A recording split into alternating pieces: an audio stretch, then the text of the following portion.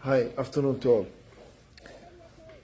Yesterday, 19 May 2025, were an internal coup in Ivory Coast. The president, Alassane Ouattara, might be killed or arrested at the moment. There is no internet at the moment. There is no internet connection. There is no visibility in Ivory Coast.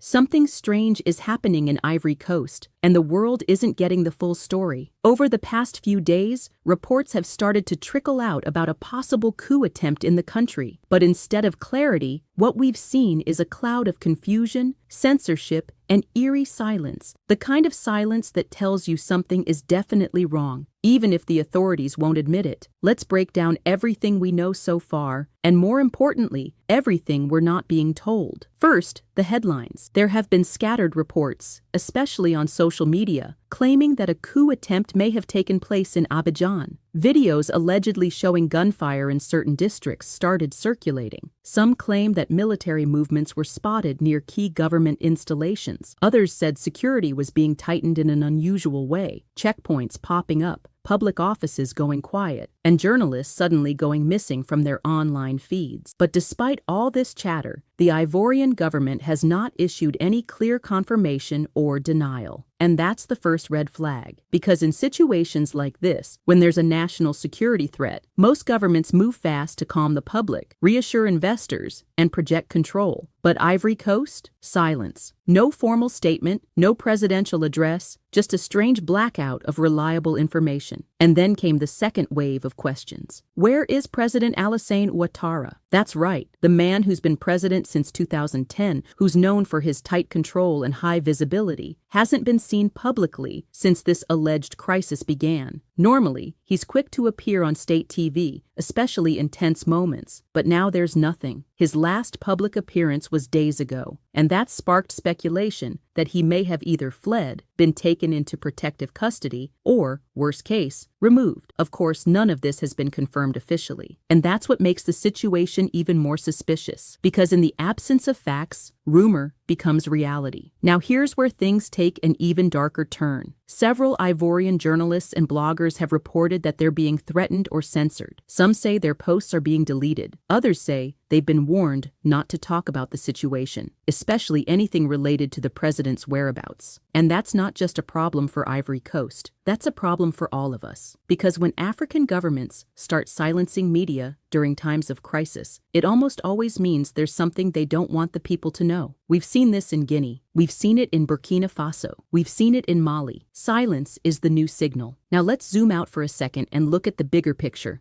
President Ouattara controversially ran for a third term in 2020, despite constitutional limits. That alone sparked riots and protests. Many Ivoirians felt betrayed. They thought democracy was being manipulated. And since then, there's been a growing divide between the political elite and ordinary citizens. Add to that rising inflation, corruption scandals, youth unemployment, and a security apparatus that's grown increasingly aggressive, and you have a recipe for serious unrest. So is this coup real? Is it just a rumor? Or is it something in between? A failed power grab? A silenced revolt? Or even an internal purge dressed up as a crisis? We don't know yet. But here's what we can say for sure. Something is happening, and someone is working very hard to keep it quiet. Now let's look at the bigger regional picture, because Ivory Coast doesn't exist in isolation. This is West Africa we're talking about, a region that's already on edge. In the past few years, we've seen a string of coups and attempted coups ripple through countries like Mali, Burkina Faso, Guinea, and Niger. And what they all have in common is this: citizens frustrated with governments seen as corrupt, pro-French, out of touch, and increasingly authoritarian. Ivory Coast for a long time appeared to be the exception, a country that had its problems, yes, but still played the role of the region's good student, the economic darling, the strategic ally, the reliable partner for the West. But now, even that image is cracking. If reports of a coup, or even just internal mutiny, turn out to be true, it won't just be about one man being removed. It'll be the sign that the anti-establishment wave has reached one of France's last strongholds in the region. Because let's be honest, one of the key tensions here is France. Ouattara has long been seen as close to France. He worked with the IMF. He's had backing from Paris in previous elections. French companies dominate sectors of the Ivorian economy, from telecom to cocoa exports. And in the eyes of many ordinary Ivorians, this relationship hasn't brought them freedom. It's brought dependency. And just like in Mali, just like in Burkina Faso, that resentment has been building. That's why this current silence is so suspicious, because it feels like a familiar pattern. In Mali, before the first coup, the government dismissed protests as isolated. Then the military stepped in. In Burkina Faso, the government said everything was under control, just days before they were overthrown. In Niger, Bazoum gave no hint of weakness until the soldiers locked him in the palace. And now in Ivory Coast, we're being told nothing is happening, but journalists are being silenced, the president is missing, and social media is being scrubbed. Do you see the pattern? Now let's shift to the public reaction. On the streets of Abidjan, most people are confused. Some are afraid, others are hopeful. Because in times like this, what's happening depends on who you ask. Some believe this could be a much-needed reset, a chance to break from the elite grip of Ouattara's circle. Others worry it could bring chaos, more instability, more military rule, and a crackdown on civil liberties. But there's something that stands out in all the noise: the demand for truth. Ivorians and Africans across the continent are tired of being kept in the dark. Tired of leaders who vanish when things go wrong. Tired of being told everything is fine when clearly it isn't. They want answers, they want transparency, and they want accountability. And yet, the government gives none. Now let's not pretend this is just an Ivorian problem. This censorship, this blackout, should concern all of us. Because when one African state can shut down information, threaten journalists, and disappear its president without explanation, it sets a precedent. It tells other governments that silence is a strategy, that all you have to do is control the media, block social platforms, and issue no statements, and people will eventually move on. But they won't, because this is a new generation, one that's watching, recording, posting, demanding. And if the Ivory Coast government thinks it can simply censor its way out of a crisis, they've clearly learned nothing from what's happening around them. So what happens next? Well, that depends on what this really is. If this was a coup, successful or not, then we're likely going to see the government come out eventually with a statement, either denying it happened or spinning it in their favor. Maybe they'll blame a rogue faction in the military. Maybe they'll talk about foreign interference. Maybe they'll arrest a few people to show control. But if this is something deeper, if the president has been quietly overthrown or incapacitated, and the government is just buying time, then what we're witnessing isn't just censorship, it's collapse. And if that's the case, the people need to prepare, not just for political drama, but for economic and social instability. Markets will react. International aid could be suspended. ECOWAS and the AU will issue statements. France will be watching closely, and every opposition group in the country will start recalculating their next move. But here's the other possibility, and this one is just as dangerous. What if there's no coup at all? What if this is simply a breakdown of communication, a failed media strategy in a time of tension, a routine security incident that's been blown out of proportion because of silence and paranoia? That happens too. In a world where information travels faster than truth, sometimes the absence of clarity becomes the story. And in a region already traumatized by real coups, fake news becomes almost as destructive as the real thing. That's why leadership matters, because in moments of confusion, people don't just want peace, they want honesty. They want to know where their president is. They want to hear their government speak, not through whispers or propaganda, but directly. And if Ouattara is fine, if there is no coup, then the government should say so,